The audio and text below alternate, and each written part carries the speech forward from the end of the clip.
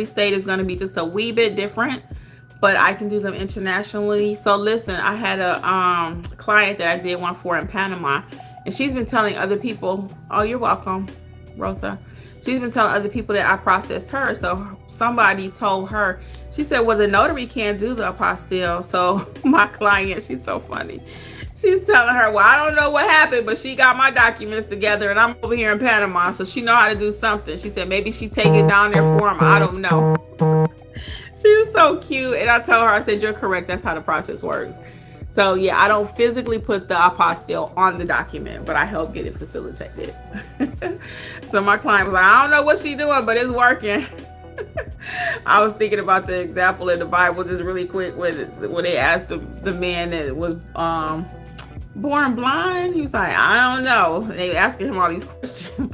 He's like, I don't know how it happened, but I know I can see now, you know. So I just thought about that for some reason. But yeah, so she was defending me. She was like, I don't know what she did, but I know I'm over here legally. I ain't got no problem. So that's what happened. Anyway, so what questions? I see we got some new people joining us. Any questions about the mentorship program?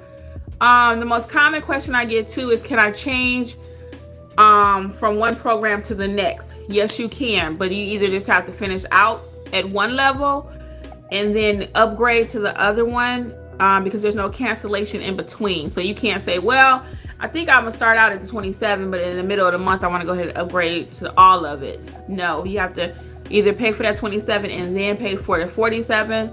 You know, either way, that's still a great price point.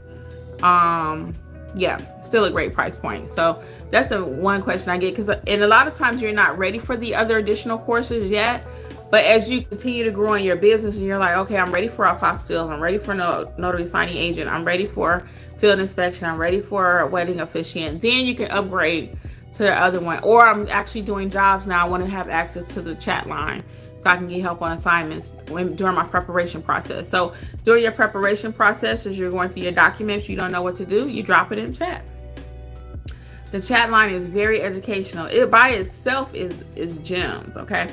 The reason I don't open that chat line up to everybody, because I'm sure, and I haven't did it yet, I have to really pray about that one, is because I already know if you've not been trained, it's 10 times the work to have you in our mentorship program or to have you in the chat, right? Because you don't know what you're doing. So I've been going back and forth. I even asked the other day when I was here, should I open it up for people just to be able to come to the community, okay? The meetings weekly. Should I open it up for that? And my hesitation again is, if you don't know what you're doing, it's not going to be, it'll be beneficial for you, but it could bring the whole group down. So I know if you've taken those basic core trainings that I put in the startup plan, I know that you can have a point of reference when you come to the live sessions. But if you're just coming into the sessions and you've not had any training with us, I'm still going back and forth on that. The suggestion from Andrea yesterday was just let previous members join the community only part. I don't know yet. I really got to think about that. I really have to think about it, because again, I'm not trying to make our team work any harder, and I want it to be where you're going to actually benefit. So from my point of view right now, I'm still processing it, because I know there's a need. People just want good community where they can come and chat about the business and get help. You know, they may know how to properly notarize already, but they still are just stuck in their business. The sessions would help you with that. But I just really got to process what that looks like. Because again, if I open up the chat line just to anybody, and I know you haven't been trained, it's not going to be a good experience for us. I'm not trying to get us to work harder. I know that if you're in the startup plan and you've taken those 4 or 5 courses there, and you come to a session like I said a minute ago, I know that you'll be able to, okay, they're talking about proper notarization, I know how to do that. But the average person doesn't know how to do anything, and they just want, you know, to get the express training through the chat or through something live. And you got to do the work. You got to. The courses are very simple. Everything we do is uncomplicated, like for real. So that would be my main concern about just trying to open it up to the general public. I really, at this time, I'm going to limit it, I think, to you have to be part of the mentorship program, either the starter pack plan or the all-inclusive. At this point, I may change my mind. Just kind of see how things go. But I don't know, y'all. I keep being torn about that one. I see we have some new people that entered the room. What other questions do you have about your notary business or about the mentorship program? I can answer a few more questions for you while I'm here, and then I'm gonna get ready to head out of here and take me a little siesta probably and chill out, because I did my job for the day. I had my apostille, so I had made my money for today for sure. It was $325. I did increase his fee in the end. It started out at $300, and I gave him a little discount, honestly. But I increased it by $25 because I had to go to the UPS store. The moment the main parameters chart changed, I did charge him more. So typically it just depends. I don't always charge more for something additional that I do for a client, but in this case, I did. And he knew it. He was waiting because I pulled out the receipt book and I started writing out the receipt. When you charging somebody $325, guys, you better be able to document why you did it, how you did it, and everything, okay? In case the state ever want to say, well, you charged him $325 for a notary. I did not.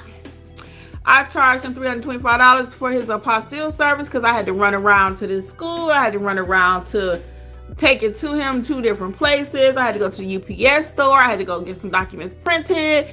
So your receipt needs to be itemized, okay? Itemize the receipt. Itemize the receipt. So I wrote everything on there. If I provide the witnesses, I'm writing that on there too. Witness provided 2 witnesses.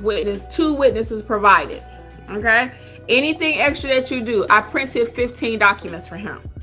I printed 20 documents. I write all that on the receipt. It's pretty itemized. So that way they can't call the Secretary of State and say, she charged me $50 for a notarization. No, I charged you a convenience fee for coming to my home, and I had to print your documents, which required ink, toner, and you emailed it to me. Okay, see the difference? So you got to itemize, okay? And it don't take that long to itemize it. I do an old-fashioned receipt book. You can do receipts from Square, invoices from Square. Somebody asked that in our Facebook group recently. You can download the Square app, and I do that right on my phone. As a matter of fact, somebody owed me some money because I had a loan closing. It was 2, and they owe me some money. And Square will send you a notification. Hey, you sent out an invoice on July 4th, but the person hasn't paid you yet. Invoice is still due. So I do like that about Square invoices. So I use Square myself. There are plenty of invoicing things out there you can use, apps or whatever, but I typically use Square for my invoices if I have to send something. But 90% of the time, I'm just handwriting it the old-fashioned way. Yeah, I'll just handwrite it. What questions do we have? I see we got some new people in the room. Anything I can clarify for you while I'm here? Don't be shy. Don't be scared. But yeah, I'm really talking about, getting into social media though. I got one of my students, she is doing a thing with TikTok, and one of them is doing YouTube and Instagram. So you got to find out which platform works for you. For me, my IG, Instagram is trying to grow. I'm still just trying to learn what they want over there. And honestly, on Instagram, they want to see me dancing. Boop, boop, and live a notary tip like that. Pointing and all that kind of stuff and just dancing. That's what IG likes, okay? TikTok like the same thing. Boop, boop, boop, boop. And I'm not opposed to doing that. I typically had not did it until, I guess, 3 months ago. I started doing music and dancing and stuff. I did not do it until about maybe, I want to say 3 months I've been dancing and stuff. But prior to that, everything I always try to put out was just more of an educational thing, And I realized, okay, now that video with me dancing got 500 hits, okay, views. And the one with Jeffrey always gets 700-800, y'all. And he hates the camera, but the camera loves him and the people love him. So if I put out something and I'm dancing like that and teaching, it's like, okay, 500 views. Cool. Boom, I'm going to take it. But if I put something out with Jeffrey, 800, 900. And the two, Two of us together,